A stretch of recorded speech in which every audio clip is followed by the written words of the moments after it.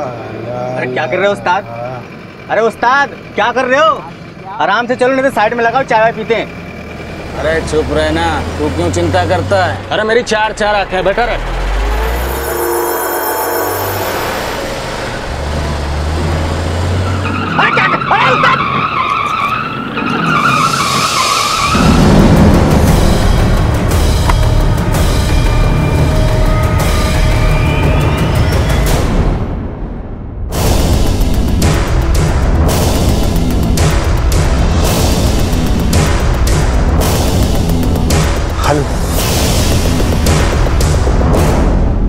एक वक्त था जब औरतों का घर से निकलना, पढ़ना, नौकरी करना समाज में अच्छा नहीं माना जाता था। औरतों के जीवन का एक ही उद्देश्य था, घर की चार दीवारी में रहना, चूल्हा चौका करना, बच्चे पैदा करना और उन्हें संभालना। वक्त बदला, हालात बदले और औरतों की स्थिति में बदलाव आया। मम्मी कहती है मैं अच्छा पढ़ूंगी तभी तो अच्छा लड़का मिलेगा ना। आज औरतें चाहे शिक्षा हो, नौकरी हो या फिर कोई भी क्षेत्र हो, दहेज की मांग भी कम होगी और मैं पढ़ी लिखी होंगी तो ऑब्वियसली मेरे बच्चे पढ़े लिखे होंगे। वो किसी भी हुनर में मर्दों से कम नहीं। मैं अपनी फैमिली को ज़रूरत पड़ने पर उनका सपोर्ट कर सकूं, अपने भाई बहनों को अच्छी एजुकेशन दे सकूं। पढ़ लिख के इंजीनियर बनूंगी तभी तो इंजीनियर लड़का मिलेगा ना। कल को अगर मेरी शादी होती है तो मैं अपनी फैमिली, अपने हस्बैंड का पूरा सपोर्ट कर सकूं।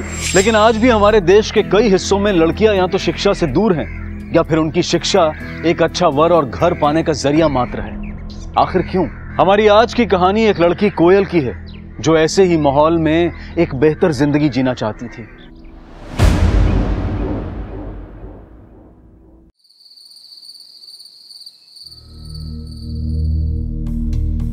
ईका, अब दाल चावल रोज बनेगा, पनीर वनीर नहीं बनेगा ना इस घर में। अब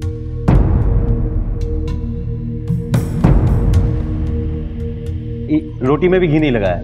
क्या हो, पहली तारीख बीत गई, उसके बाद भी 10 दिन ऊपर हो गए। अरे हमारी हथेली में चवन्नी तक नहीं रखी तुम दोनों ने, और पनीर चाहिए का? हाँ, चुपचाप जो बनाए हो खा के उठ जाओ। अम्मा, अब हम भी क्या करें, अभी तक तनख्वाह ही नहीं मिली है।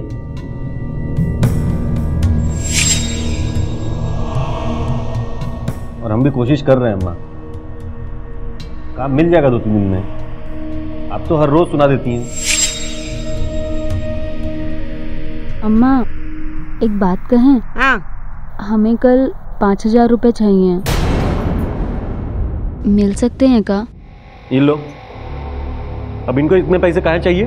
वो मैंने पॉलिटेक्निक में होम साइंस के लिए अप्लाई किया था, वहाँ हमारा सिलेक्शन हो गया है, तो अगर कल तक पैसे जमा नहीं करे तो वो सीट किसी और को दे देंगे। यहाँ घर में खाने के लाले पड़े हैं और तुझे 5,000 रुपए चाहिए? अरे सुना नहीं का, पैसे नहीं है और तू क्या चाहती है? हाँ, अपनी सारी जमा पूंजी हम तुझ पर लुटा दे? चुपचाप एक बात कान खोल के सुन ले, जितना पढ़ाए हैं उतना बहुत हो गया, बस अब और नहीं। शादी करके चुपचाप निकल जाओ इधर से। माँ जी, मैं क्या कह रही थी, एक बार उसकी बात तो सुन। तुम तो चुप करो, हमारे घर के मामले में बिल्कुल मत बोलो, समझ गई? माँ मैं पढ़ना चाहती। अरे कह दिया ना हमने, बस हटो इधर से। अरे हट। माँ सुनो तो। माँ कहा मामा, सुना नहीं माने का कहा। अब देख, हमारे पास पैसे हैं नहीं। हाँ, अगर तुम्हारे पास कहीं से जुगाड़ हो जाए, किसी से उधार मांग लो तो मांग लो, हम लोग पढ़ने से थोड़ी ना रोक रहे हैं तुमको।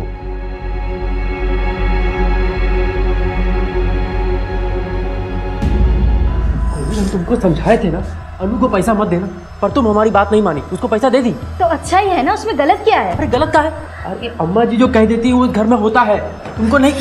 जी, तुम्हारी हिम्मत कैसे हुई हमारी बेटी को पैसे देने की? हाँ माँ जी आप गलत समझ रही है, मैं अनु का भला ही चाहती हूँ। अगर वो पढ़ लिख लेगी तो जीवन में कुछ अच्छा करेगी ना। इस घर में अच्छा बुरा का फैसला करने का हक सिर्फ हमको है, समझ गई? और किसी का नहीं। और जहां तक पैसे का सवाल है ना, उनकी जिम्मेदारी घर के मर्दों की है। हर एक किस्त तो दे दी, बाकी का किस्त का तो रबाब भरेगा। अरे घर के हालात के हिसाब से हम अनु को रहना सिखा रहे हैं और तुम हो के उसे बड़े बड़े सपने दिखा रही हो। अरे भूत डालना चाहती है हमारे बीच में, पैसे देके हमें नीचे दिखाना चाहती हो। चुप, बिल्कुल चुप। आगे से ये गलती हुई ना तो समझ लेना।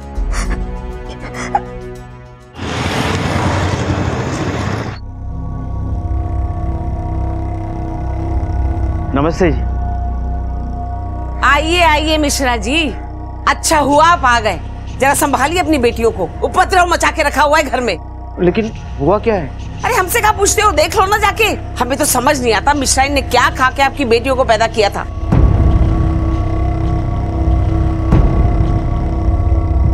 चलो देखिए, समझाइए, हमारी बात तो सुनती नहीं है। जी जी, मैं समझाता हूँ।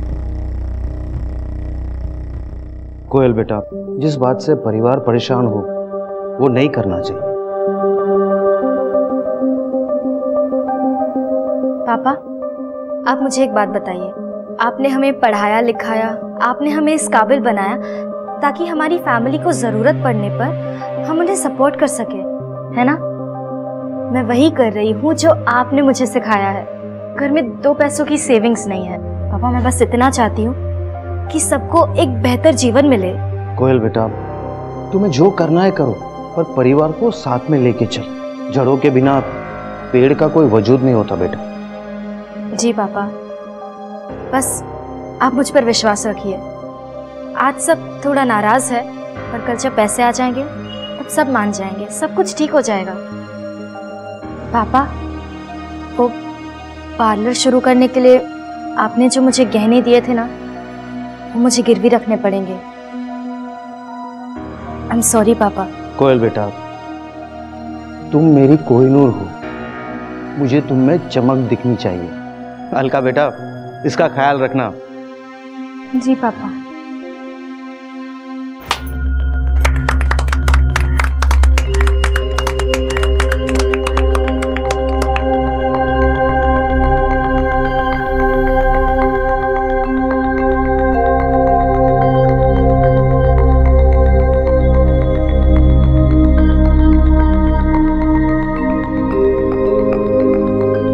क्या हुआ दीदी? आज मेरे जीवन का इतना बड़ा दिन है, अगर घर वाले आ जाते तो। कोई बात नहीं दीदी, हम सब लोग हैं ना आपके साथ। चलिए अब अंदर चलते हैं।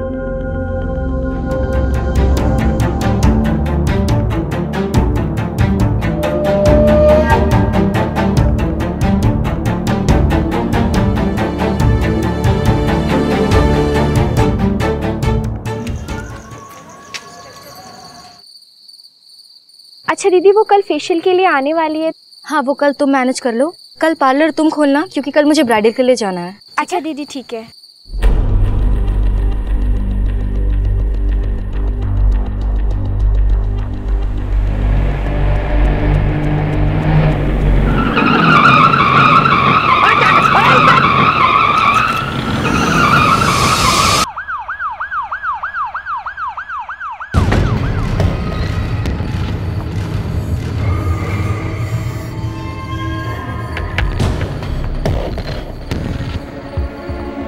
साहब, मैंने ही फोन किया था। साहब, मैंने तो ब्रेक भी मारा। तू दारू पी के तो ट्रक नहीं चला रहा था? नहीं साहब। पांडे, नाम क्या तेरा? सर, ये 2 चीजें मिली पर्स में। कोयल मिश्रा, तो पास के गौतम नगर की रहने वाली। सर, क्या करना है इसका? मुन्ना यादव नाम है इसका। दारू नहीं पी इसमें। ब्लड टेस्ट करवाओ। दारू नहीं भी पियो, अफीम इनकी दूसरी बीवी होती है। Okay sir. ये अकेली लड़की सुनसान इलाके में कर क्या रही थी? ये यहाँ पे खुद आई थी या फिर इसे कोई लेके आया? पांडे, मुझे ये नॉर्मल एक्सीडेंट तो नहीं लग रहा है। एक काम करो, बॉडी को ऑटोप्सी के लिए भेजो और इसकी फैमिली को इन्फॉर्म करो। Okay sir.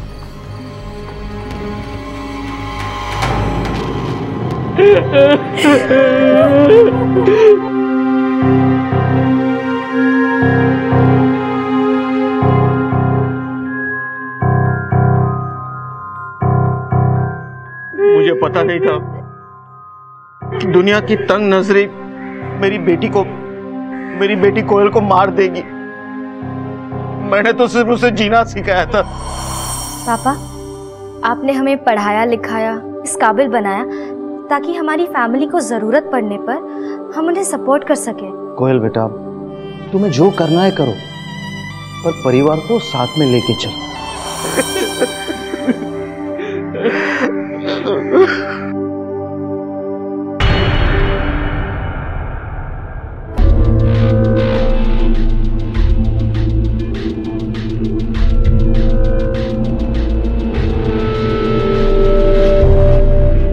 You are right inspector, ये सुसाइड नहीं है। मुझे भी लगा था डॉक्टर, क्योंकि जब मैंने उसे देखा उसमें कोई मार्क्स दिखाई नहीं दिए थे सिवाय एक चेन के मार्क के।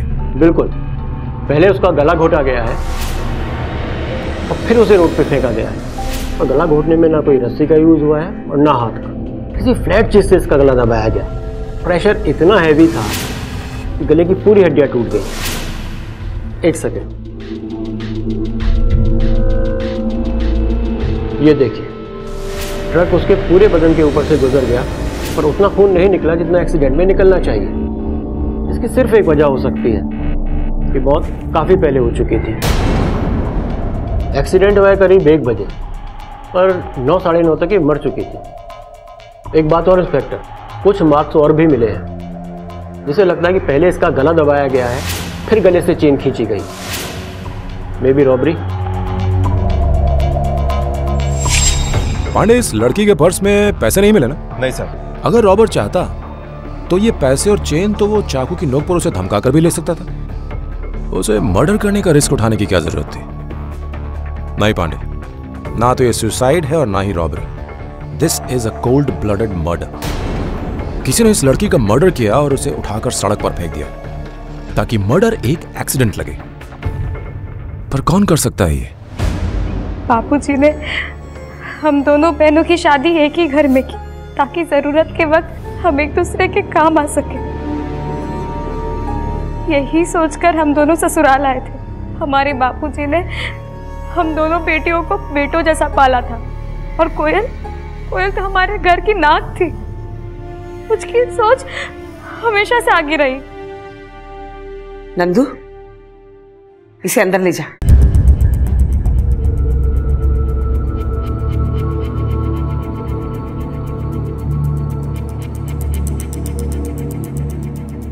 ये बताइए कि आपको किसी पर शक है? क्या बताएं सर, कोयल किसी की बात नहीं मानती थी, ना ही अम्मा की और ना ही हमारी। अपनी ही मनमानी करने लगी थी। अपना नया बिजनेस भी शुरू कर दिया था उसने। अगर हमारी बात मानी होती ना तो आज ये दिन देखना नहीं पड़ता। अरे हमरी छोड़ो साहब, अपने परिवार की बात भी नहीं मानती थी वो। घर की चौखट लांघते ही उसने अपनी मर्यादा खो दी। तो इसीलिए आपने उसे... मतलब क्या है आपका? माँ, संभालो खुद को। अरे कहाँ संभाले? देख ना, उसकी मौत का इल्जाम हमारे ऊपर लगा रहे हैं। अरे ये दिन देखने से पहले हम मर क्यों नहीं गए? अंदर चलो माँ, उठो, आप अंदर चलो।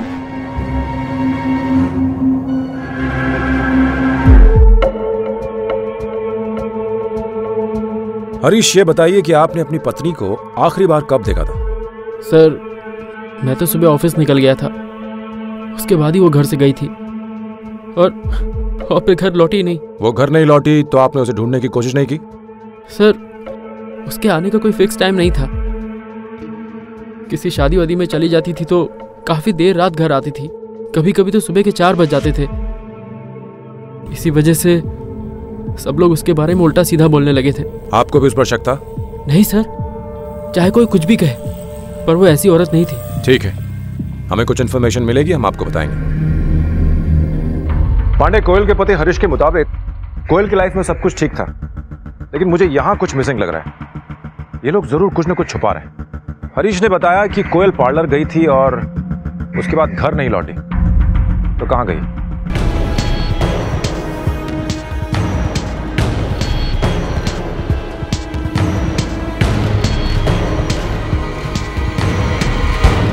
जी सर, उस दिन हम दोनों एक साथ ही निकले थे। कल पार्लर तुम खोलना, क्योंकि कल मुझे ब्राइडल के लिए जाना है। यानी कि उनका दिन प्लान था? रोज प्लान रहता है सर। हमारी दीदी बहुत अच्छी थी पर क्या? दूसरों के दिलों में सर उनके लिए बहुत इज्जत थी, लेकिन अपनों से ही दूरी थी। सर वो कभी किसी को बताती नहीं थी, लेकिन उनके हाव भाव से सब पता चलता था। दीदी ने शिवा को भी नौकरी से निकाल दिया। मेरे पूछने पर भी उन्होंने कुछ नहीं बताया। शिवा? कौन शिवा? सर, हमारे यहाँ ब्यूटी प्रोडक्ट बेचता था। ठीक है, उसका पता दीजिए। और हाँ, अगर किसी और पे कुछ शक है तो हमें बताइए। जी हाँ सर, कुशल सिंह। अगर मैंने तुम्हारी डील नहीं ली होती ना तो तुम कहीं की भी नहीं होती, समझी? देखो, हमारी एक डील थी और मैं आज भी उसके साथ खड़ी हूँ। तुम्हें इससे गुंडों के जैसे बात करनी है तो करो, मुझे कोई फर्क नहीं पड़ता। जो करना है कर लो। ये तेवर बहुत भारी पड़ेंगे तुम्हें, देख लेना। पता नहीं सर क्या प्रॉब्लम था उसका, अच्छा, हमने सुना है कि तुम्हारी दीदी पार्लर के अलावा भी कुछ और। सर, आपने जो सुना वो सच नहीं है। हमारी दीदी बहुत ही चरित्रवान औरत थी, उन्हीं से मैंने ट्रेनिंग ली है। लेकिन ये समाज ही ऐसा है, जो भी औरत आगे बढ़ना चाहती है उसी के ऊपर कीचड़ उछाला जाता है।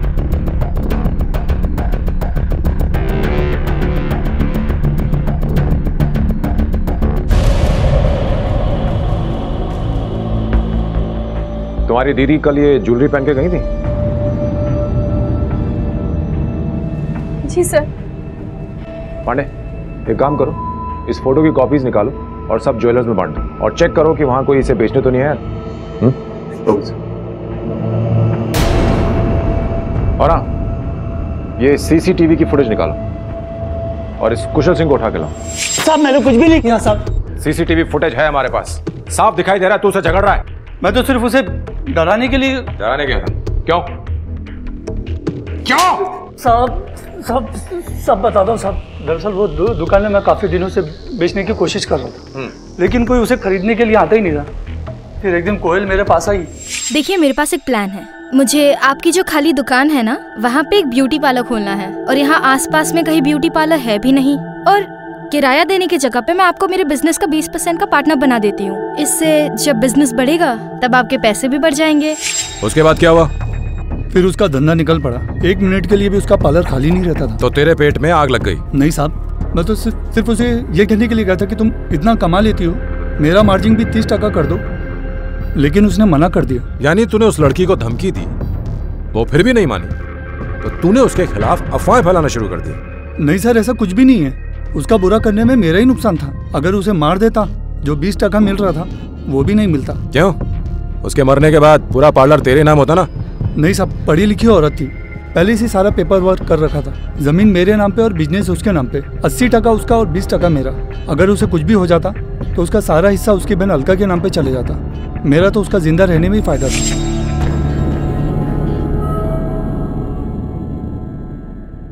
सर, मैंने पार्लर का सीसीटीवी फुटेज दोबारा देखा है, इसमें कुछ और भी मिला है। सर, ये देखिए, लगता है सही निकाला है काम से। पांडे, अगर यही वो आदमी है जिसे कोयल ने नौकरी से निकाला था और इन दोनों के बीच इतनी कहासुनी हुई थी, तो ये कुछ भी कर सकता है। एक काम करो, इसे उठाओ। सर।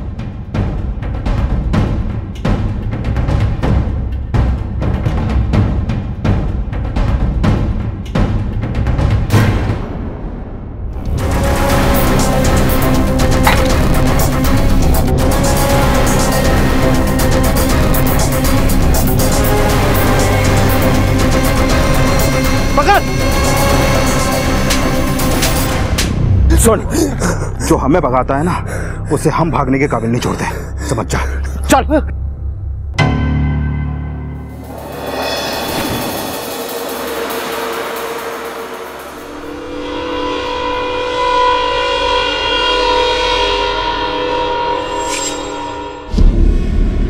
तूने पार्लर में चोरी की, तो कोयल ने तुझे नौकरी से निकाला, तो तूने गुस्से में आकर उसे मार डाला? साहब, ऐसा कुछ नहीं किया मैंने साहब। अगर ऐसा नहीं किया तो पुलिस को देखकर भागा क्यों? साहब, मुझे लगा कि उस दिन जो पैसे चुराए उसके लिए आप पकड़ने आए हो साहब।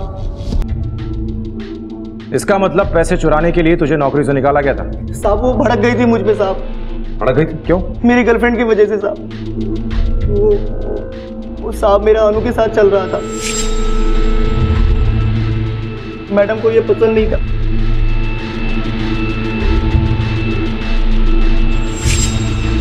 उसने बोला कि ब्रेकअप कर लो, और वैसे भी मुझे उसमें इंटरेस्ट नहीं था, तो मैं मान गया। तो फिर उस दिन तू पी करके वापस क्यों आया था?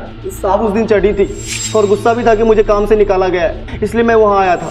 लेकिन जब वहाँ गया तो उसने बोला कि दुकान और अनु के आसपास भी नजर आया तो पूरे शहर को बता देगी कि मैंने ही वहाँ चोरी की है और मुझे पुलिस के हवाले कर देगी। साहब। सर, डॉक्टर व्यास का मैसेज आया है। पोस्टमार्टम की सेकेंडरी रिपोर्ट आ चुकी है, उन्हें कुछ मिला है। ये देखिए इंस्पेक्टर, ये एक फ्रैक्चर है, कुछ महीने पुराना है, अब भर चुका है। इस तरह के इंजरीज को हम डिफेंसिव वुंड्स कहते हैं। उसने किसी अटैक से बचने के लिए अपने हाथ का यूज किया। आपके कहने का मतलब है कि कोयल के ऊपर इससे पहले भी हमला हो चुका है? हो सकता है, पर इस तरह की इंजरीज अक्सर डोमेस्टिक वायलेंस के विक्टिम की बॉडी पे पाई जाती हैं। पांडे, अगर कोयल डोमेस्टिक वायलेंस का वाकई शिकार हो रही थी तो हमें उसकी डिटेल्स चेक करनी पड़ेगी। एक काम करो, तुम आसपास के अस्पतालों में जाओ और वहाँ जाके चेक करो कि क्या कभी कोयल को वहाँ पे ट्रीटमेंट के लिए लाया गया था। और हाँ, पड़ोसियों से जाके पता करो कि उनके घर में आखिर चल क्या रहा। जब दोनों बहुएं शादी करके यहाँ पर आई, उसके घर में तो तमाशा ही तमाशा शुरू हो गया। अरे भाभी रुकिए, ऐसे नहीं, इस आलते में पैर रखिए फिर आगे आइए।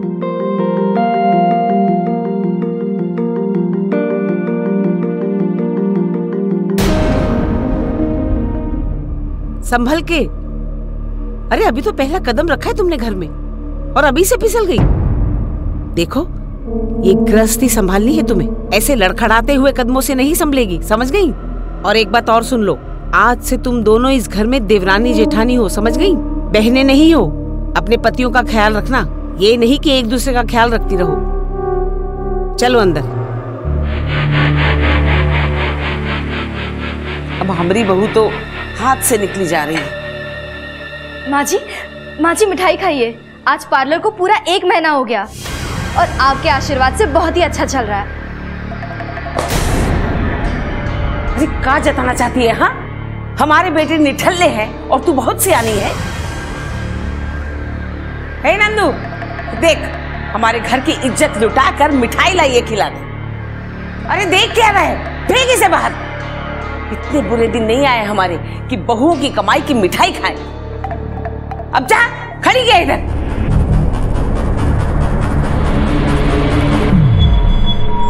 साहब, बीच में तो नया नाटक शुरू हो गया था।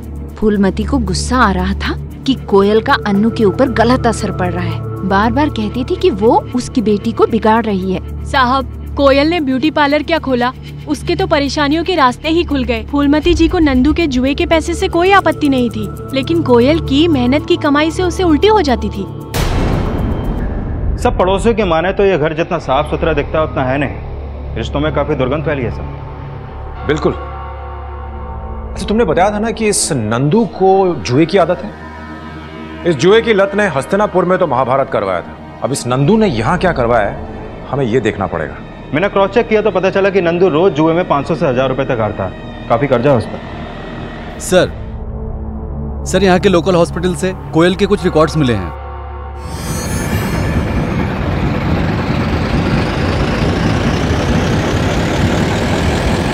पांडे, इस फैमिली में जरूर बड़ी गड़बड़ है।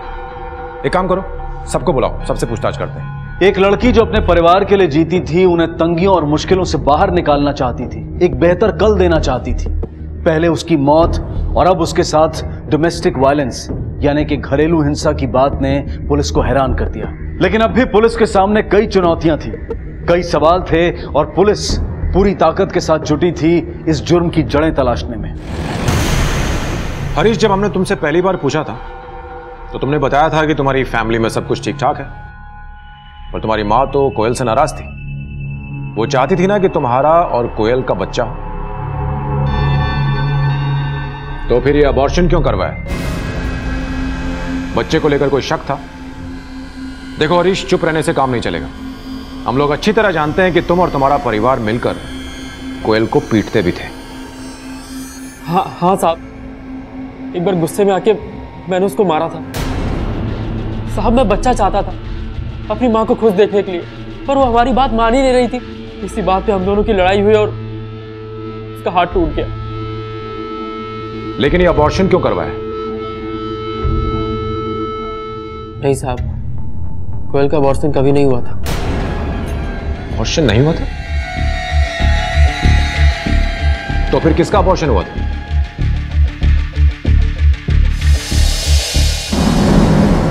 मैं बहुत परेशान थी और कोयल भाभी मेरी सारी प्रॉब्लम्स का सलूशन थी, तो उनसे मिलने में एक दिन पार्लर गई। मैं जानती थी कि शिवा शादीशुदा है और वो सिर्फ तेरे जज्बातों के साथ खेल रहा है, इसलिए मैंने तुझे उससे दूर रहने को कहा था। अच्छा, तुझे अबॉर्शन कराना है ना? हाँ। मैं करा दूंगी, लेकिन इस तरह अपने परिवार से छुपकर नहीं। नहीं भाभी, घर में कुछ मत बताइए, मार देंगे, सिर्फ मुझे मार देंगे। गलती करके उसे छुपाना नहीं चाहिए, बल्कि उसे स्वीकार करके उस गलती को दोबारा दोहराना नहीं चाहिए। भाभी, तो भाभी के कहने पर मैंने घर वालों को सब बता दिया और जैसा कि मैंने उनसे कहा था ठीक वैसे ही हुआ।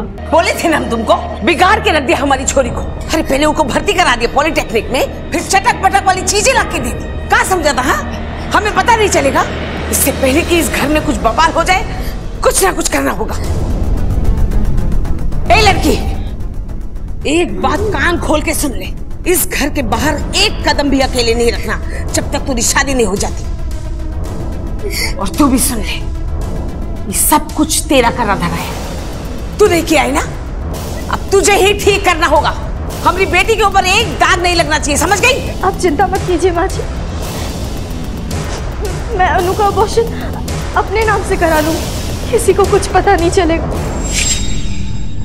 मेरी कोयल दिल की इतनी अच्छी थी कि इतना कुछ होने के बाद भी उसने अनु की मदद की। तुम जानती थी कि नंदू को जुए की लत है?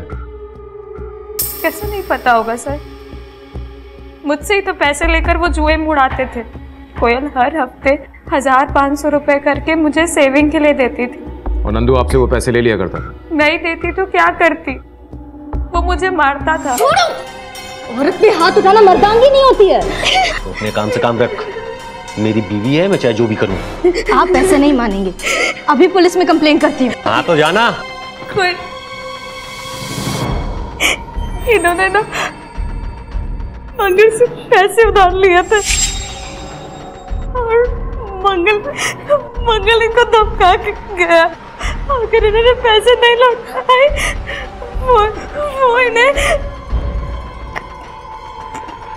पेड़ से लटका के मार देगा। वो सब छोड़, सुन, अगर तूने मंगल के पैसे उतार दिए ना तो मैं तेरी बहन को हाथ नहीं लगाऊंगा। बोल, मंजूर है? ठीक है, लेकिन अगर तुम अपने शब्दों से मुकरे तो ठीक नहीं होगा। यानी नंदू के पास पैसे इस तरह आया करते थे।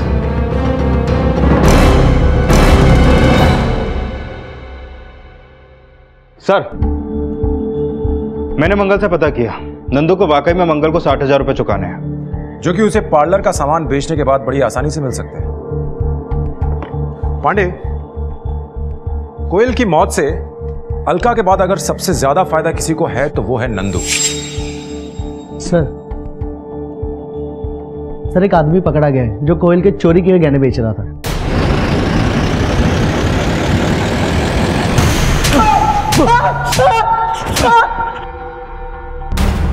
ये कहां से मिले? बोल। सर ये मेरी माँ की कसम से। ये तेरी माँ है? ये जेवर इसके हैं जो तूने इसे मारकर चुराए। बोल क्या क्या इसके साथ? बोल क्या क्या इसके साथ? जुए में जीता था साहब। जुए में? किससे?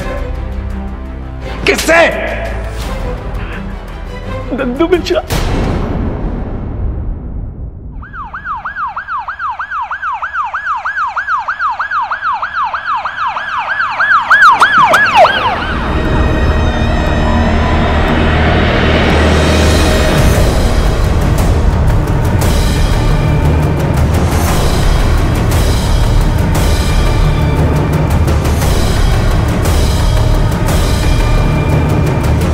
बॉडी को उतारो नीचे।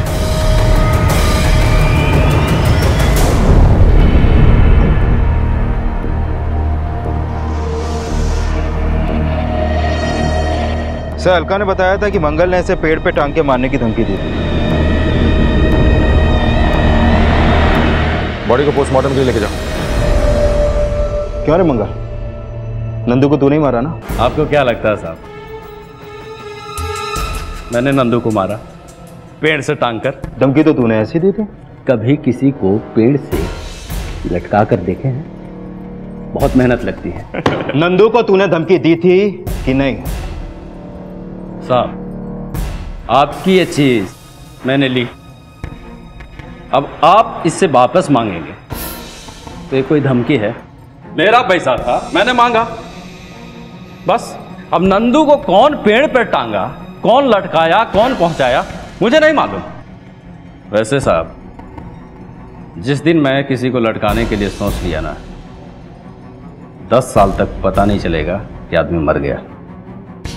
बस उस समय तक सिर्फ मिसिंग। जिस दिन कानून की गिरफ्त में आएगा ना तो तेरी सारी आकड़ धुआं हो जाएगी।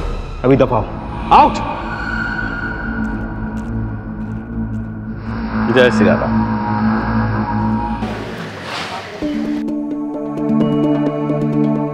सर, मंगल से कुछ खास पता नहीं चल पाया। नंदू की रिपोर्ट भी नॉर्मल आई है, कोई लीड नहीं। ऑन सेकंड थॉट पांडे, मंगल नंदू को क्यों मारेगा? देखो, नंदू ने जरूर मंगल को बता दिया होगा कि कुछ ही महीनों में वो अलका से कोयल का सारा पैसा लेकर उसे दे देगा, तो वो इंतजार करता। वैसे भी नंदू को मारकर उसे पैसे तो मिलने वाले नहीं थे। सर, हो ना हो इसमें किसी अपने का ही काम है। राइट। साहब साहब साहब, हमारे परिवार को किसी की नजर लग गई है। पहले मेरी बहू मरी, फिर मेरा बेटा, और अब मेरी बेटी पता नहीं कहाँ चली गई है। सर, अनु गायब है और उसे कमरे से चिट्ठी मिली है। अब मिश्रा परिवार की नाक कटेगी। माँ जी, जरा ध्यान से सोचिए और बताइए कि आपके परिवार से किसी की कोई दुश्मनी तो नहीं है? दुश्मनी?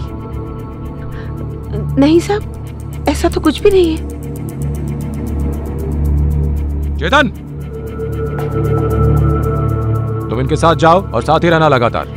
माँ जी, आप लोग जाइए, हम देखते हैं। पांडे, इस अनु के फोन को सर्वेलेंस पे डालो, और जैसे ही उसका फोन ऑन होता है, 1 सेकंड के लिए भी क्यों ना हो, उसे ट्रैक करो और लोकेशन पता करो। क्या अन्नू का गायब होना भी नंदू और कोयल की हत्या से जुड़ा था, या फिर कोई था जो इस मौके का फायदा उठा रहा था?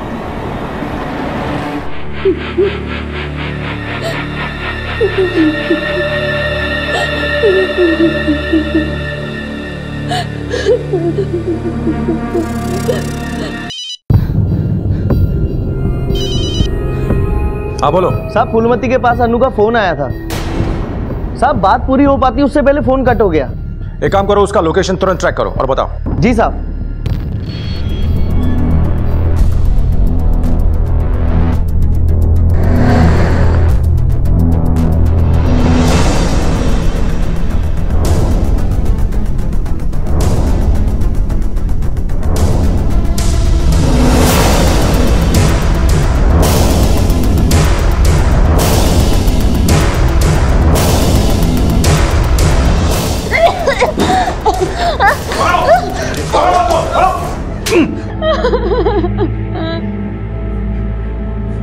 साहब, सुपारी मिली थी हमें साहब।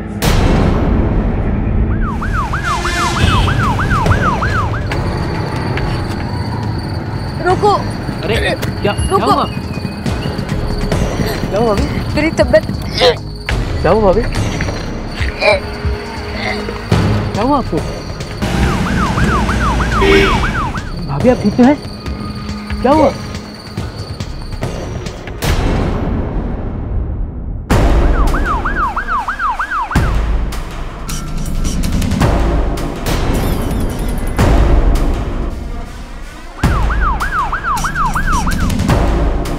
तुम ये क्या कर रहे हो? हाँ?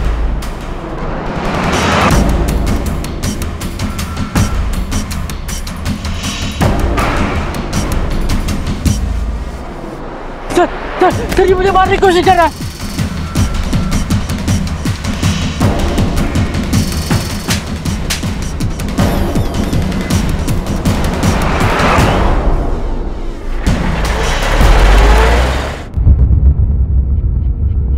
अब एक एक करके अपना गुनाह कबूल करो।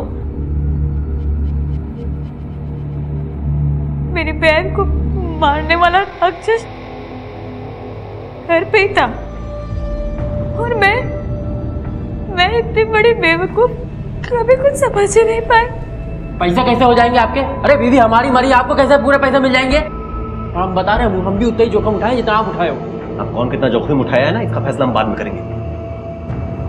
मेरी कोयल को नंदू और हरीश ने मारा था।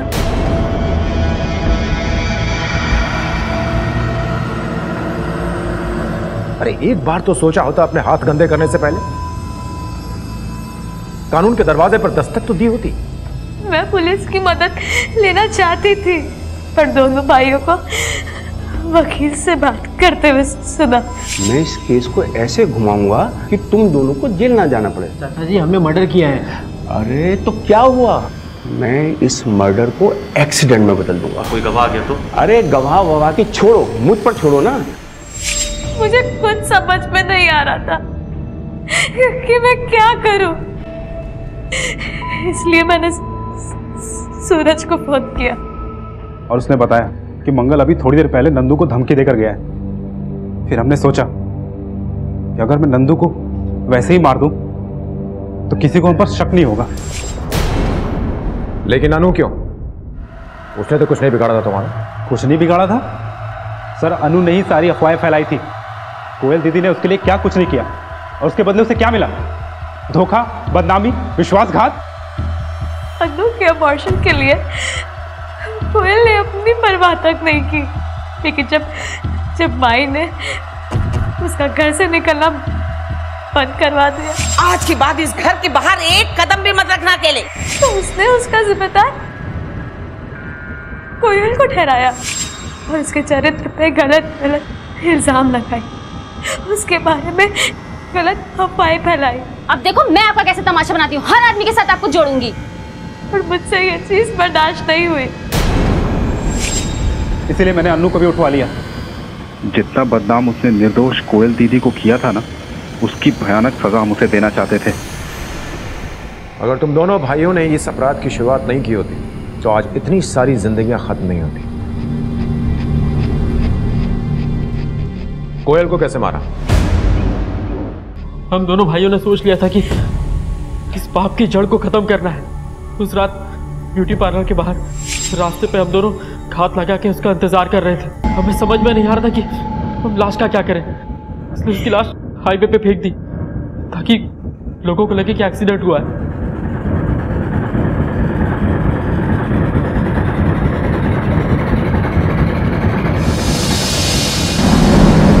सर उस बदचलन औरत को तो यही सजा मिलनी चाहिए थी। देख रोज, मैंने अपने कानों से सुना कोयल नंदू भैया से कह रही थी कि अगर मुझे खुश रखोगे तो पैसे मिलेंगे। जीते जीते उसकी इज्जत की नहीं, मरने के बाद तो उसकी इज्जत मत उतारो। उसने ऐसा इसलिए कहा था ताकि तुम्हारा जुआरी भाई मुझे ना मारे, कुछ अच्छा काम करे तो वो खुश होगी। लेकिन तू है तुम्हारी जिंदगी पे। तुम्हें तो डूब मरना चाहिए। तुम्हारी इस घटिया सोच ने न सिर्फ कोयल की जान ली है बल्कि तुम्हारे पूरे परिवार का अंत कर दिया। अब तो तुम्हारी मां के कुल में कोई रोने वाला भी नहीं बचा। और तुम दोनों ने तो अपने पिता के संस्कारों का ही खून कर डाला। फूलमती को अपने परिवार के नाम की पड़ी थी, लेकिन अपने इस रवैये से उसने क्या हासिल कर लिया? क्या मिला उसे? अपना पूरा परिवार खो दिया उसने। हरीश को कोयल की हत्या के जुर्म में हिरासत में लिया गया है। सूरज और अलका को नंदू की हत्या, अन्नू के अपहरण और बलात्कार में दोषी ठहराया गया है। और यह सब कुछ सिर्फ इसलिए हुआ कि फूलमती ने अपनी बहू कोयल के नए नजरिए को समझने की कभी कोशिश ही नहीं की। और अगर की होती तो शायद आज सारा परिवार खुशहाल होता। ये केस हमारे समाज में फैले उस दोहरे नजरिए को दर्शाता है, जहां हम अपनी बेटियों को, अपनी बहनों को पढ़ाते तो हैं, लेकिन जब बारी बहुओं को आजादी देने की होती है तो हम पीछे हट जाते हैं। क्या हम वाकई औरतों को अपने समाज की तरक्की का भागीदार बनाना चाहते हैं? क्या हम वाकई उनकी सोच, उनके जीवन का सम्मान करते हैं? वक्त आ गया है कि हम एक बार फिर अपने अंदर झांक कर देखें और ये तय करें कि औरतों के प्रति हमारा नजरिया कहीं आज भी तंग तो नहीं है। हम रोजमर्रा की जिंदगी में औरतों को जिस तरह से देखते हैं वो कितना सही है और कितना गलत है। याद रखें, हमारी महिलाएं हमारे लिए शर्म नहीं बल्कि हमारी शान है। इसी विचार के साथ अब मैं अनूप सोनी आपसे विदा लेता हूं। फिर मुलाकात होगी अगले एपिसोड में और खुलासा करेंगे एक और जुर्म का। तब तक अपना और अपने परिवार का ख्याल रखें और देखते रहें क्राइम पेट्रोल डायल 100। सबक एक को, सीख हम सबको। जय हिंद।